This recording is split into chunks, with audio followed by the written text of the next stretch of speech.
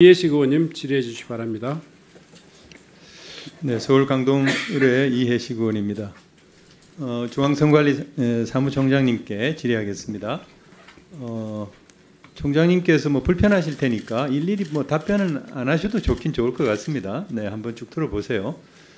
지난 오전 질의에서 사무총장께서 26차례 비공식적으로 대통령께 제공된 여론조사, 그것이 윤석열 대통령이 의뢰한 것은 아니지 않느냐, 그와 관련된 사실관계는 확실하지 않은 거 아니냐, 그런 말씀을 주셨는데, 어떻든 윤석열 대통령이 명태균에게 선거 여론조사를 의뢰하지 않았다 하더라도 26차례나 그렇게 반복적으로 선거 시기에 보고를 받았다라고 하는 것은 그게 3억 6천만 원에 달한다고 하는데, 명백하게 그것은 그 경제적 이득을 받은 것이기 때문에 정치자금법 위반인 것이죠. 그렇죠? 그리고 명태균은 역시 그것을 불법적으로 기부한 것이기 때문에 이것도 역시 정치자금법 위반입니다. 그리고 여론조사를 선거에 활용한 윤석열 대통령은 이와 관련된 수입과 지출은 아주 투명하게 관리돼야 되고 또 선관위에 보고를 해야 되는데 그러진 못했죠. 그게 선거법 위반인 것이죠. 그리고 이렇게 회계에 반영되지 않은 여론조사의 비용으로 인해서 선거 비용 제한액이 초과됐다고 하면 그것은 당선 무효에 해당할 수 있죠. 그리고 명태균은 윤석열 대통령과 김건희 여사와의 관계를 전제로 해서 김영선 전 의원의 공천을 받았다고 했는데, 그 대가로 김영선 의원이 속칭 그 세비 반띵을 했단 말이에요. 명태균이가 그렇게 요구를 했고 평생 가족을 먹이 살려라 이렇게 했는데, 이것은 형법상 공갈죄, 강요죄가 명태균에게 적용되는 거죠. 그리고 명태균이 윤석열 대통령에게 여론조사 비용 대신에 공천이라고 하는 정치적 대가를 받은 것은 그것이 본인의 공천이 아니었기 때문에, 김영선 전 의원의 공천이었기 때문에 제3자의 이익을 위해서 여론조사라고 하는 뇌물을 윤석열 대통령에게 제공한 것이 돼서 명태균은 제3자 뇌물죄를 범한 게 되는 거죠. 그리고 김영선 전 의원은 공천의 대가로 매월 550만 원을 세비 반띵을 해서 명태균에게 실제로 줬어요. 강혜경 씨는 증거자료가 다 있다고 하니까요. 그런데 이것은 부정하게 공천을 받은 대가로 금전적 이득을 제공한 것이기 때문에 역시 뇌물죄에 해당하죠. 또한 공직자는 직무와 관련해서 어떠한 금전적 대가를 주고 받을 수 없기 때문에 공직자의 청렴 의무 위반이 되는 거죠. 종합하면은 윤석열 대통령은 대통령이라고 하는 정치적인 영향력을 이용해서 공천이라고 하는 대가를 제공함으로써 정치자금법, 공직선거법을 위반했고 직권남용죄가 성립이 되죠. 명태균은 불법 기부, 불법 정치자금 요구 및 수령으로서 정치자금법 및 선거법 위반, 공갈 및 강요죄, 제3자 뇌물죄에 해당하고, 김영선 전 의원은 공천 대가로 뇌물 제공하고 직무 관련 대가를 수수했기 때문에 청렴 의무 위반인 것이죠. 그래서 이 사건은 전체적으로는 정말 국기를 흔드는 너무나도 엄청난 사건이죠. 그리고 중앙선거관리위원회 입장에서는 즉시 고발 조치를 하고, 물론 조사가 안 되는데 왜 어떻게 고발하느냐 이렇게 말씀하시지만, 저는 사무총장께서 의지만 있다면 직권으로 조사하고 고발 조치할 수 있다고 생각이 됩니다.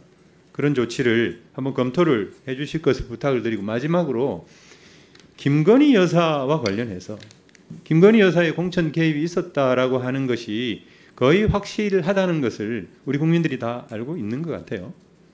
이 김건희 여사의 공천 개입은 우선 선거의 공정성을 해치고 정치적 후견주의와 연고주의를 조장하죠. 누가 공식적인 그런 관리 업무를 하는 사람에게 줄을 서겠어요? 김건희 여사에게 줄을 서지.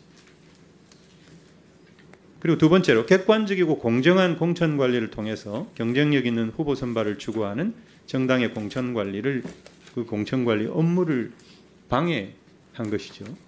그럼으로써 민주주의를 퇴행시키고 교란시켰다는 비난을 받아 마땅하고, 그리고 대통령과 그 가족의 도덕성과 책임에 대한 국민 신뢰를 크게 떨어뜨려서 종합적으로 볼 때 국정 수행에 가장 큰 걸림돌이 되기에 이르렀기 때문에 이와 관련된 정치적, 사법적 처벌이 꼭 있어야 한다. 이렇게 생각을 합니다.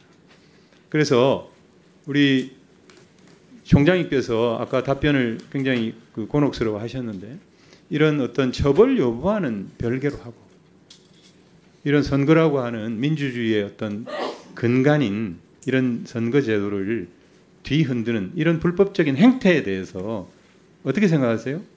적절한 것이라고 보세요? 그렇지 않다고 보세요? 모두 지금 가정적인 사항에서 지금 질문이 이루어져서 제가 답변드리기가 좀 곤혹스럽습니다. 네, 알겠습니다. 그리고 한 가지 네. 제가 또 질문이 하나. 잠깐 사무총장이 이제 고발건에 대해서 이제 의지만 있으면 할 수 있다라고 지금 말씀하신 것 같은데요. 사실은 이 중요한 부분은 위원회 구조상 이제 중앙위원회 의결을 거치도록 되어 있습니다. 그래서 한번 올려보시죠. 안건. 네, 그래서 하여튼 우리 의원님이 지적해 주신 사항에 대해서는 의원님들한테 전달해 드리도록 하겠습니다. 알겠습니다. 네, 소방청장께 질문하겠습니다. 예. 이재명 대표의 정치 테러가 있었습니다. 예, 그 정치 테러 당시에 이재명 대표를 이송했던 일반 응급 의료 헬기, 소방 헬기와 관련돼서 제가 소방청 매뉴얼상의 문제가 있느냐, 권익위는 지침을 위반했다라고 하면서 소방청 공무원 2사람에 대한 징계를 요구했는데 그것이 매우 부당하다라고 하는 것이 여러 가지 자료에 의해서 드러났고 남아영 전 소방청장도 그런 견해를 얘기한 적이 있죠.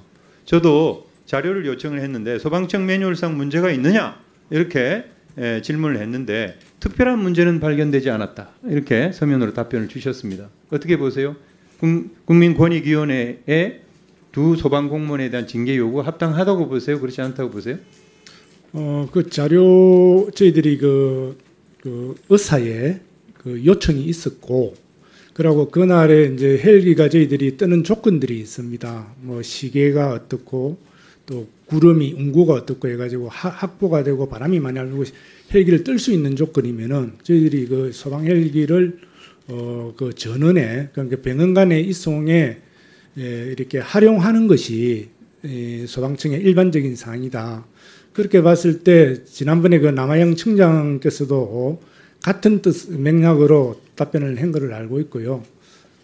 그렇다고 보면은 그렇고 이제 5번의 그 건의기에서 5번의 그 징계하는 부분하고 그 제도 개선하는 부분 2가지가 저희들이 통보가 왔습니다.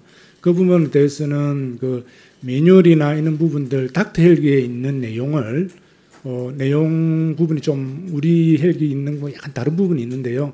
그 부분은 우리가 범부처 헬기에 그 내용을 포함할지 말지는 지금 의견을 수렴하고 있고요. 소방 헬기의 지침을 적용하지 않고 닥터 헬기의 지침을 적용해서 소방청 공무원들을 징계하라라고 주장을 한 거죠. 분위기에서. 그 부분에 대해서는 닭을 잡는데 닭 잡는 칼을 써야 되는데 소 잡는 칼을 쓰지 않았다고 그렇게 징계하라고 요구하는 거예요. 똑같은 거예요. 네, 그 부분에 대해서는 부산시 소방재난본부에서 거기에 대한 자기들 그 내부적인 절차와 또 검토 과정들을 거쳐서 결론을 낼 것으로 이렇게 저는 생각하고 있습니다. 어쨌든 단적으로 말해서 그 2 소방 공무원이 지침 위반을 한 것이냐 안 한 것이냐 단적으로 말씀해 보세요. 그 부분은 답변을 주셨잖아요. 이미 매뉴얼상 특별한 문제 발견되지 않았다고. 그래서 그 소방 응급 구조 헬기에 그 활용하는 매뉴얼에는 위반된 것이 없는 것으로 저희들은 판단을 하고 있습니다. 네. 스픽스는 말하는 언론입니다. 대세는 유튜브, 그중에서 스픽스. 좋아요, 댓글, 구독, 알림 설정. 여러분이 저희를 사랑해 주시고 우리가 여러분을 사랑하는 4가지 방법입니다.